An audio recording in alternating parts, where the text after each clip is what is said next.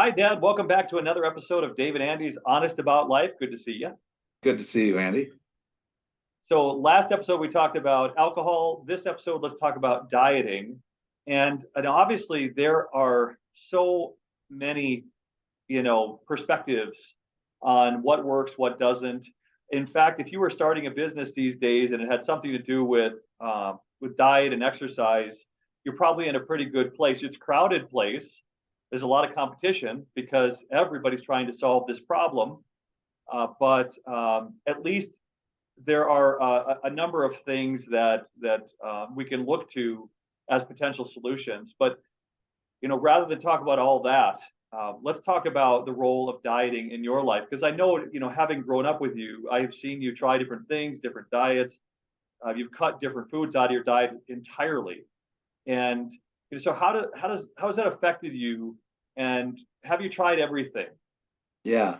Obviously I have not tried everything, but I have tried quite a few things. And everybody says, we're on diets all the time.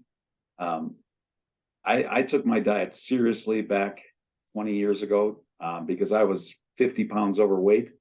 So I went on the Atkins diet and I just cut out carbs. And for the first, they call it, I don't even remember the name that it is, but your body goes in to burning fat rather than burning the carbs or the sugar that you're taking in.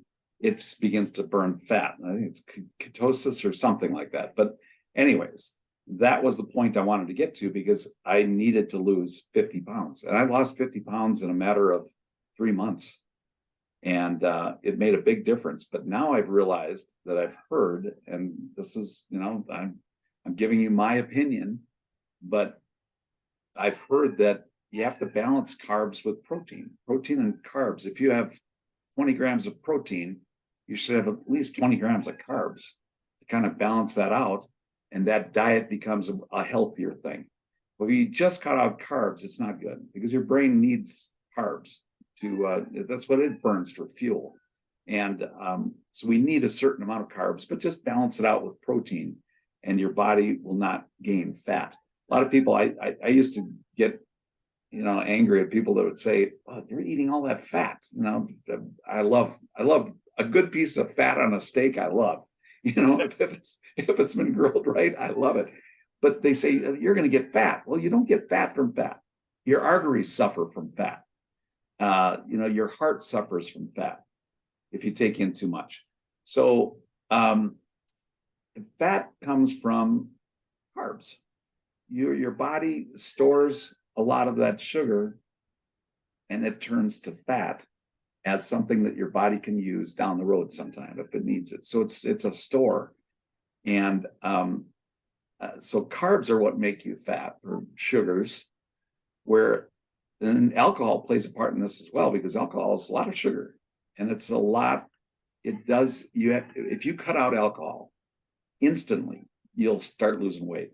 I mean, it's pretty amazing how fast, when I stopped drinking, how fast I lost weight. And I'm down to a weight that I was at when I was in high school.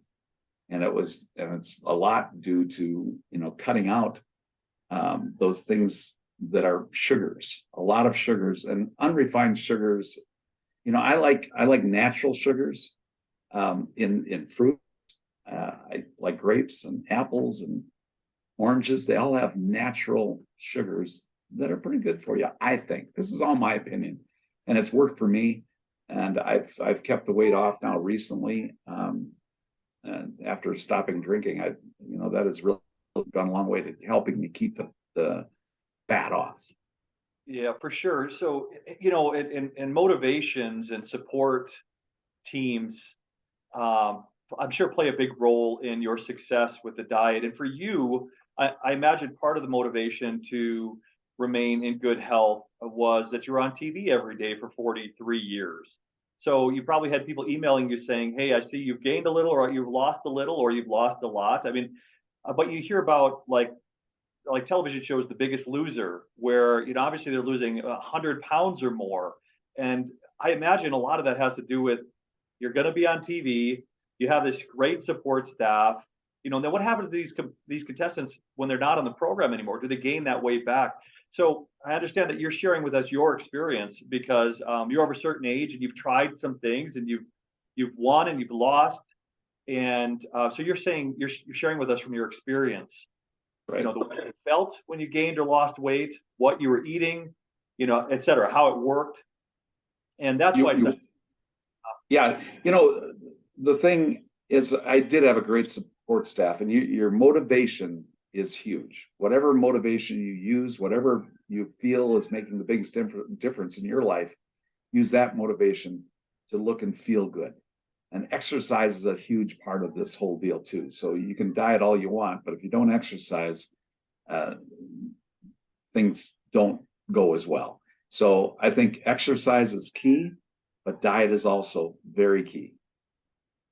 I think that's a great note to end on. Again, well said, Dad. Appreciate your perspective. Over the years, you've tried some things and very helpful. Thank you for sharing with that. Thanks, buddy. I'm thinking maybe the next episode, if you don't mind, let's talk a little bit about. You and I both like to play cards. We like to play Texas Hold'em. There's this new trend toward online gambling and gambling on professional sports, probably even collegiate level sports, gambling on anything and everything. I'd love to get your perspective on the long-term effects of that, if that'd be all right. Yep, that sounds like a great topic. Great. Thanks, Dad. We'll see you next time. See you, buddy.